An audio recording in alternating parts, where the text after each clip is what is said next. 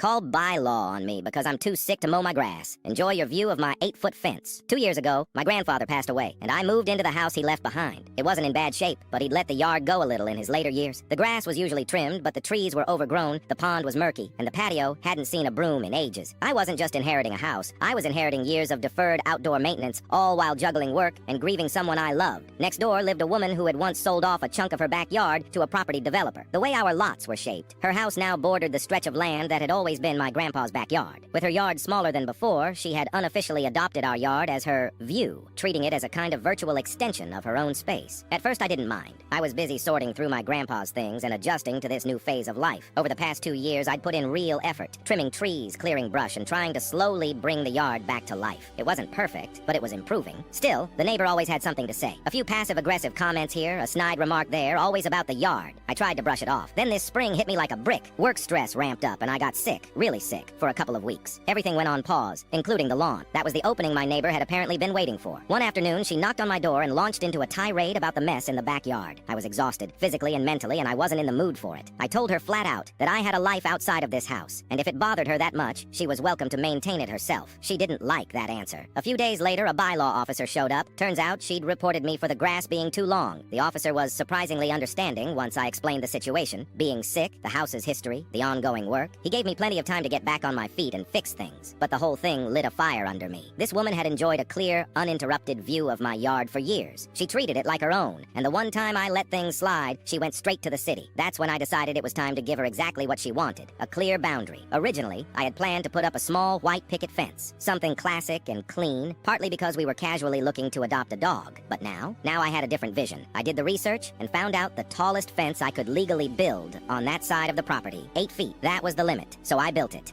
A big, beautiful, solid 8-foot privacy fence. Every board went up with care, and every nail felt like sweet, petty justice. It wasn't fast or cheap, but it was deeply satisfying. Her house sits right on the property line, and one of her windows used to have a full view of my yard. Trees, pond, garden, all of it. Not anymore. Now, all she sees is wood. No more admiring her view. No more unsolicited critiques. No more treating my backyard like it was hers. I went from being the neighbor who tolerated her comments to the one who reminded her what private property actually means. I didn't yell. I didn't argue. I just built. Now, as I sit out back with a cold drink, listening to my dog play in the newly fenced yard, I feel nothing but peace. And maybe just a little bit of smug satisfaction. She wanted the yard to look better. Now she doesn't have to look at it at all.